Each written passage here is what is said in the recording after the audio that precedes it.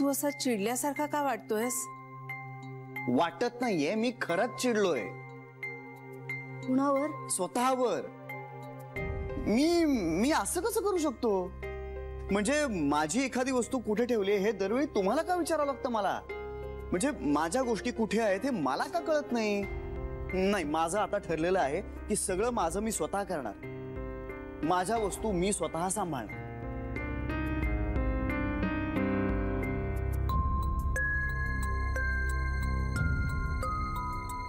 काहीच सांभाळता आलं नाहीये मला, ना वस्तू ना माणसं.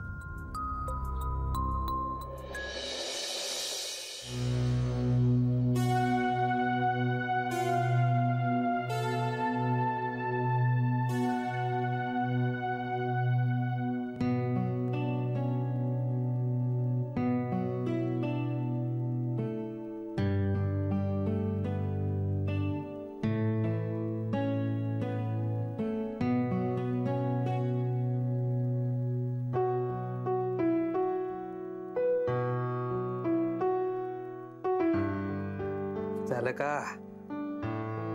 हो बाबा, किती छान वाटतं ना मेडिटेशन करून.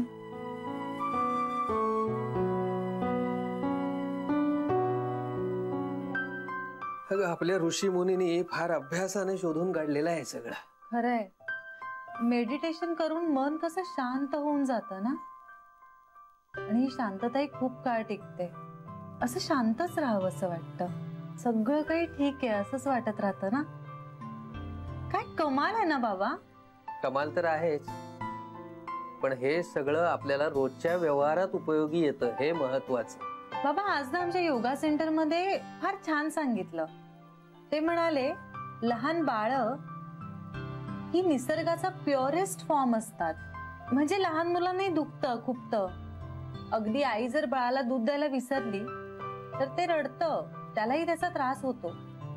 पण त्याला होणाऱ्या त्रासासाठी ते कधीच आईला जबाबदार धरत नाही, ब्लेम करत नाही. हे ब्लेम गेम्स आहेत ना, ते आपण मोठी माणसं शिकवतो. कारण आपण शिकलेलो असतो. आपल्या त्रासांसाठी अडचणींसाठी आपण सतत दुसऱ्याकडे बोट दाखवायला तयार असतो.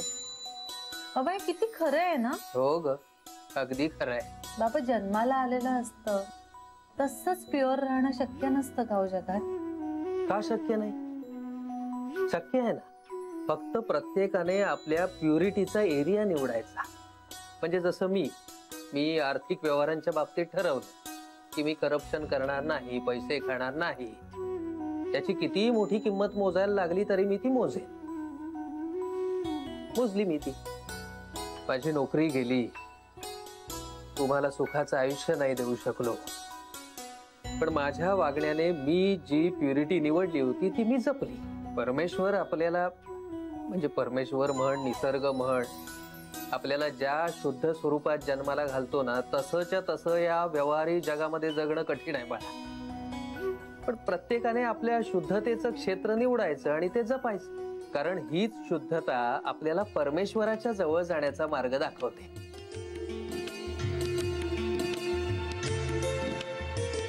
पोजड झालं का हे सगळं? बाळ ऐकतंय सगळं. अगं बाळाचे कान कुठले ग एवढ्यात तयार व्हायला? पण मनाच्या कानाने माझं बाळ सगळं ऐकतंय. माझ्या बोलण्याचे त्याच्यावर परिणाम होत आहेत. बाबा आजवर स्वतःच्या वागण्याबद्दल इतकी जागरूक मी कधीच नव्हते. निसर्गतः स्त्रीला मातृत्वाची किती ओढ असते. किती छान असतं हे सगळं. मी आणि माझं बाळ, आमचं किती घट्ट नातं आहे ना.